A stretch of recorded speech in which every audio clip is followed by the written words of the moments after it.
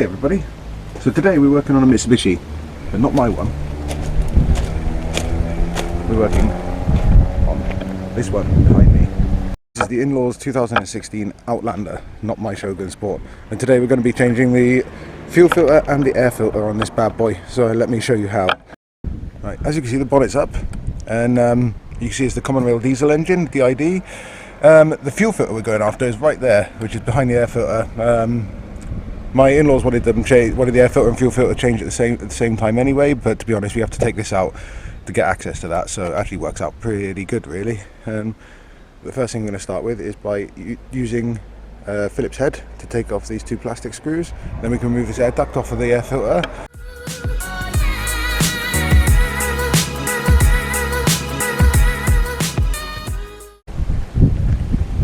As you can see, these are not conventional clips. These ones are actually, you unscrew them so far and you can pull that part out. Basically they screw in to hold everything in place, but yeah, make sure you don't lose them. Then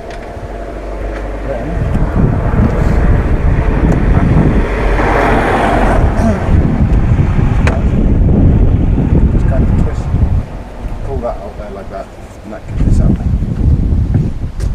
As you can see, with this pipe out the way, you can now get access to the air filter, which is the next stage for getting as far as the fuel filter there.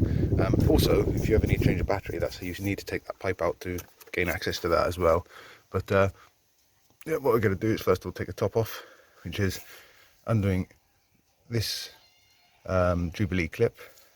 I'm going to remove the wiring just because it makes life a lot easier, because I'm going to take this whole way out. There's just two clips here. Yeah, so the next stage is this. I'm going to disconnect that one.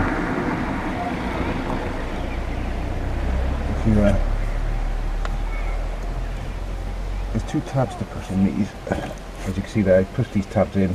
I've done it with my fingers. You can do it with a screwdriver or a pair of long nose pliers, but I find it just easy to do it with my fingers.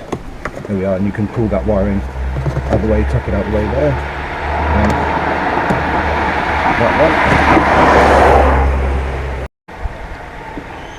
And then this here is not a conventional one, but it's actually a 10mm on the end of this Jubilee clip. You can also use a screwdriver if you'd like, but I find it just easy to do it this way.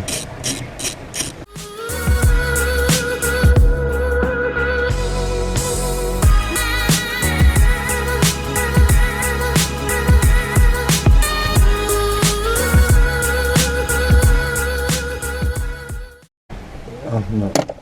You just, these two clips will pop up, lift that like that, and then pull it forward. So with that off like that, there we are. And then remove this one. This is the air filter we're going to be changing, although this one, to be honest, that looks like brand new. I'm going to change it anyway, but I'm going to give it to back to my in-laws in the box so they can have a look and see how nice that is. Right, and next thing I'm going to take this one off just to give myself a bit more room, really. We probably, I don't know if you can see, there's actually a 10mm down here, which I'll put a picture up of as well. Saves you moving the camera around too much on that tripod.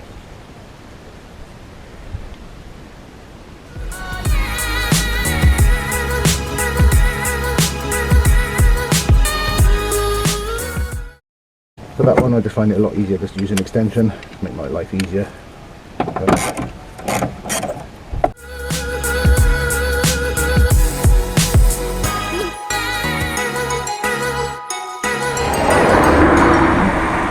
that one, make sure not to lose the washers. And this just pulls up.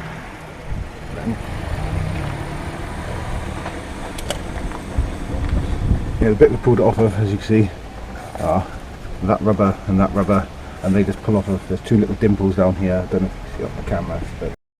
Right, now we've got the airbox out of the way, what we're going to do is start removing some of the things around the fuel filter, because the filter itself is this part here. So to get it so that we can get to everything, we're first of all going to disconnect this electronic connector, and it's just pushing this button in the top, and then you should, it's easier said than done, but in this case just pushing this one down, obviously hasn't been done for a while, and then you can slide that one off. That's part of this wiring loom. We've also got another connector over here, as well, which is a bit loose, but that one's the same. Push down on that button and pull that one out. And then you've also got this one to remove up here. You can do it one of two ways. You can either use a flat blade screwdriver to get this piece off, or you could just pull it out like I'm going to, the whole thing, just give myself a bit more room. It's quite hard. It's worth it in the end. There we are. Just pull it out gently. It'll be fine. We can move this entire loom. Is disconnected from that filter now. The next part for this is going to be this and this. The two pipes. You can see they've got, I don't know if you can see it very well. From this side you can see they've got a dot there which is yellow and a dot there which is blue, and the pipe on the back has actually got a blue dot on it.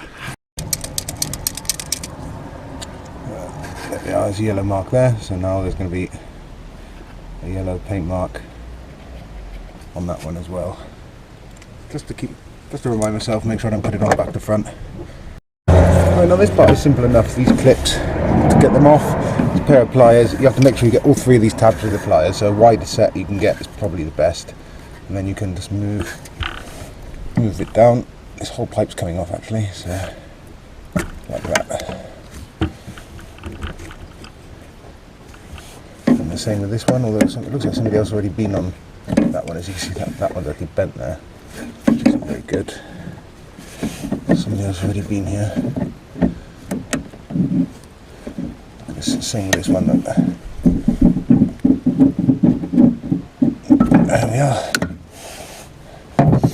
And there is a little bit of diesel spilling out there, but I'm not too worried because I'm going to sort that out later on. I'm going to move these out of the way, because now you can see the next part we're going to get to is there is a 12mm bolt nut there.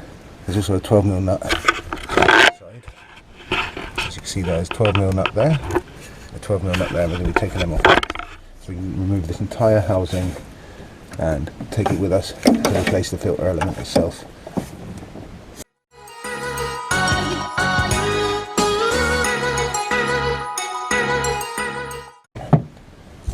Now this one just slides off of there. You can take these off. Yeah, there's another thing I've noticed as well. If you look, there's a piece here which kind of holds it in. To lift it up, slide it straight off. But you can do the nuts first if you really wanted to. But to be fair, I find it's easier to do it in the last thing. So if you ever need to get any of these connectors and everything off, it makes it so much easier. Right, so here's the fuel filter and its housing all out. So I'll do a quick spin around to show you. But yeah, the first thing I've just done is I took it over to an oil drainer and I undid this one, which will and then you can put it up that way just to drain the diesel that's left in there out of the filter. But I did that off camera, so yeah, I did that one into a drainer, so I tighten that one back up now. First thing I'm going to do is pull that bottom piece off. So to do that, bend that little tab out of the way, move that one. What I use then, a pair of grips, and then just there. Make sure you don't squeeze too hard on that. Once that's cracked off, you can just wind that one off first.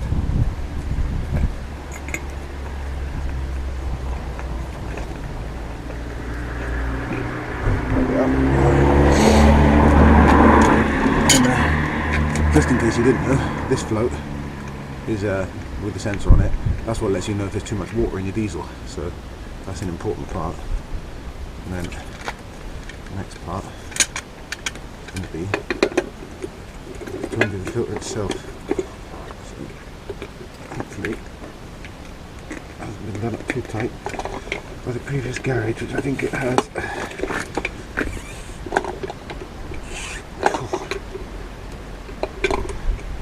You can use a filter strap or a few other tools for this, but this has always been my filter strap. Yeah, that's the filter element itself taken off, so I'll go get the new one. Yeah, I'll say one thing I was going to say. Check, make sure these are the right, we've got the right filter first. Yep, and it's come with a new O-ring, so that one needs to come out.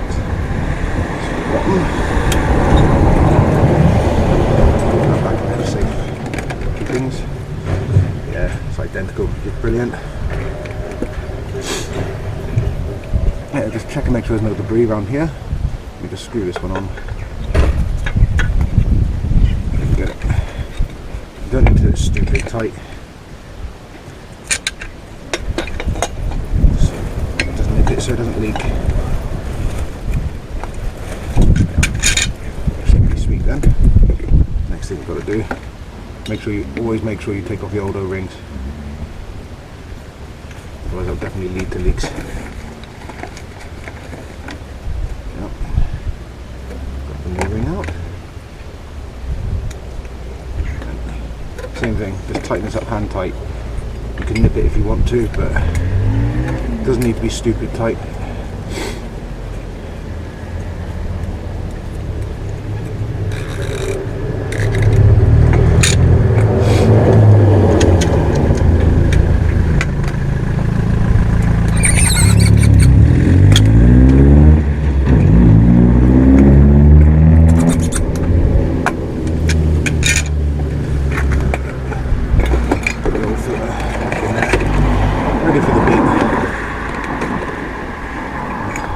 We just don't forget to put this one back on the side of there, and then that one. Actually, it's supposed to sit in here, but I'm guessing it came off at some point when the last person who did the filter did it. Right, here we are back in the car, and we're basically going back in reverse order of everything we took off. So first of all, I'm going to slide this one in. Get it lifted up to get it to lock in place like that with this tab here.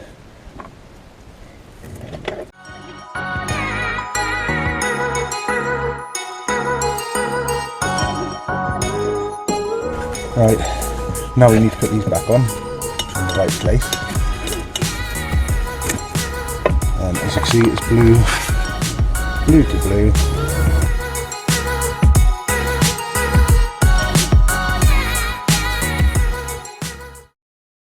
Yellow to yellow, same way.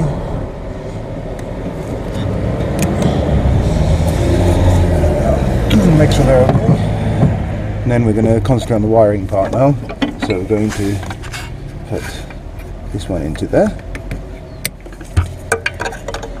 Then this one pushes into the top again. And this one clicks into there. And as some of you guys might have known or noticed, some of you seasoned sort of mechanics, yeah, there is no hand primer on these. You have to prime it up in a way that I'll show you after.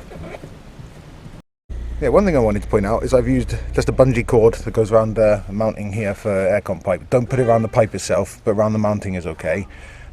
Just to hold this pipe out of the way, it give me better access into the fuel filter there. So yeah, this one in first. Don't forget these two go onto the two sort of plugs on the bottom of there. There we are. Then there's, of course, this 10mm bolt which goes down here just behind the battery.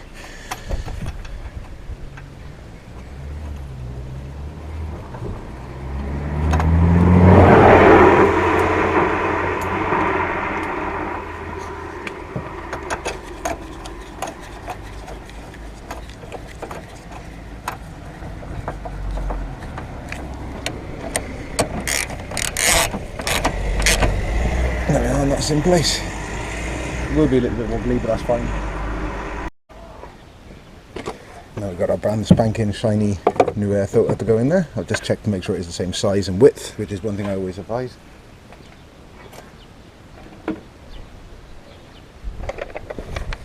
And now we've got the airbox top with completely the air mass meter. So we do take these off of there. If you find it easy, you can always spray this with a little bit of lube first.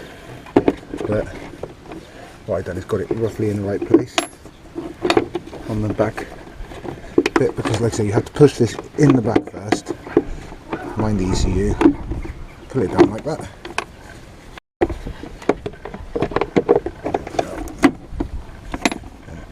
That one in there, that one in there to seal it. And then just on the back here then, you can push it up. When you put the pipe back in, you can see there's these plastics here, and that's, you push it up until there, and then we're going to tighten this one up. Make sure it's straight again and tighten that one up to 10mm. I'm going to move it up to there so it's easier to get on with the ratchet. And then it's just connect this one back in, the air mass meter. So I'll show you where the wiring goes.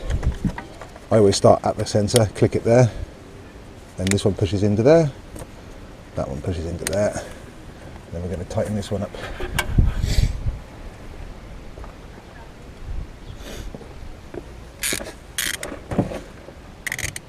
And again, you don't have to go nuts with this, it's just to hold the pipe on. It's not,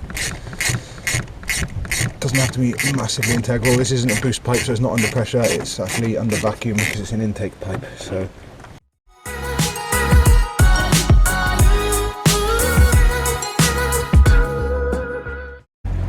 there we go.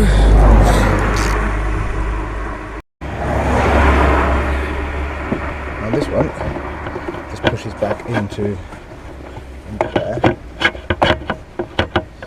like that. You might have to just wiggle it a little bit to make sure it goes in, and then it's got the two clip connectors that go into that. Now these clips, I took them out with a screwdriver, but you don't actually have to put it back that way. Put them in like this, and you can just push them like that, and then that means this will stay in place nicely, because this is the cold air intake for the air filter. But that is everything all back in place now. Right, I just thought I'd show you through how to bleed the fuel system on this vehicle. Like I said before, there isn't actually a hand primer or a manual primer under the bonnet, so it's easy as pie. I'll say this one is actually a keyless vehicle, so the key on it looks like this. If yours is the normal keyed one, it works in very much the same way. So this one is the keyless, so obviously the start button is down here. So basically all you're going to do to bleed the system through is just turn the ignition on. Don't try and crank it, just ignition on. And this one is 2 touches of the button, and you should be able to hear the fuel pump in the tank going bzzz. You probably can't hear it on camera because of the beeping. It's still going now.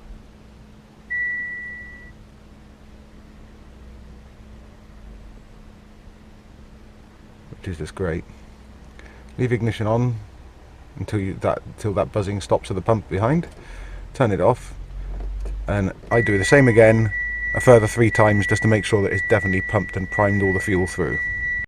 If you've got the keyed version, it's exactly the same. You just turn it to ignition on or key position 2, and you wait till you hear that pump stop.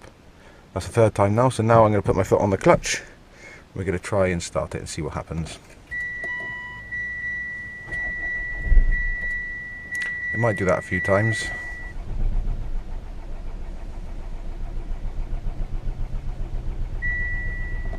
But that's okay. What we're going to do is turn the ignition on and off another 2 or 3 times. I can actually hear the bubbles coming back through the intake, through the fuel system. You can hear. So basically, all we're doing here is there's an electronic pump in the tank, and what we're doing is by every time we turn the ignition on, it's pumping some fuel up through the system and trying to pump the air back to the tank, because you've got a fuel line that comes from that pump into the fuel filter, into the injection system and everything like that, and then you've got another line which returns back to the tank then, which is where we're hopefully pushing all the air through. Let's try it again. There we are. Success. What you want to do is leave it running for a while, just so it'll carry on bleeding through whilst it's running. You might find your engine might chug a bit, it might cut out again, but it's fine, it's just part of the bleeding process, as long as it doesn't keep doing it. But whilst this is running now, we're going to go back around to the front and just check over everything we've done, make sure there's no fuel leaks or anything. Right, so back under the engine bay, what I'm actually testing for now is I'm looking over these pipes, and also looking down at the bottom of the filter to try and make sure there's nothing dripping, nothing leaking, and that all looks absolutely fantastic to me. Now, the road test. Make sure everything is good. It's always worth taking it for a road test for a couple of miles, just to then stop it and turn it off, and then restart it, just to make sure that there's no more airlocks in the system for the fuel. But